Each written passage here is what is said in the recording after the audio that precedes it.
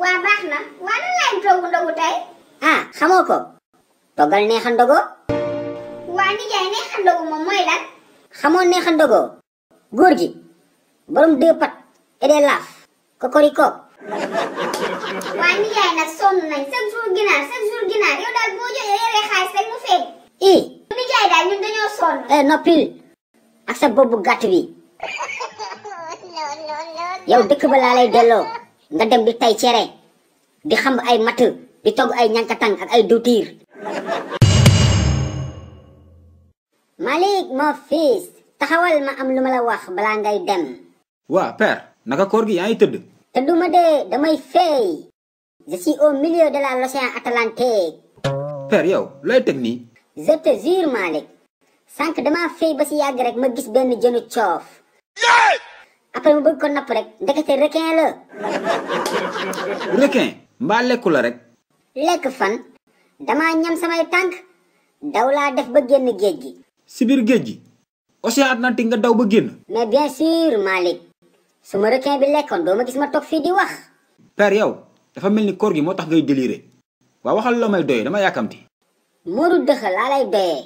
Moodu mooy ponkal bu wéradi bi nekk si koñ bi. voilà Malik seen waa kër ñoo ko yóbbu woon fan mais démb si guddi la ñëw.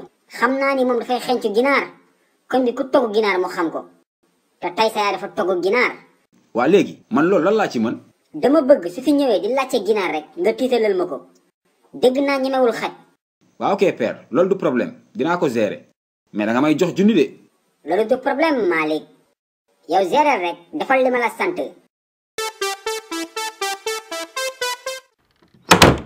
salaamaaleykum. laji suluxu. xaali mon ami. laji suluxu. manam la. waaye maa la raw xaali bàyyi nga ma de. laji suluxu. mon ami.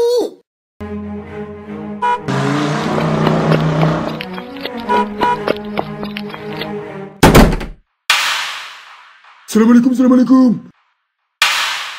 laji suluxu. ginaar ma may xeeñ. wëy sama nday ñëw na. laji suluxu ana ginaar gi. Moodu tey togguñu ginaar de café Touba ak mburoog bër la ñuy ndogoo.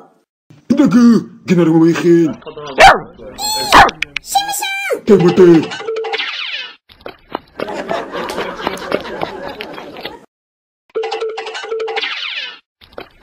xaal yee foo jëm taxawal yow bu xaj de Moodu la ñuy nax waaye yow xaali mi gaaw na de.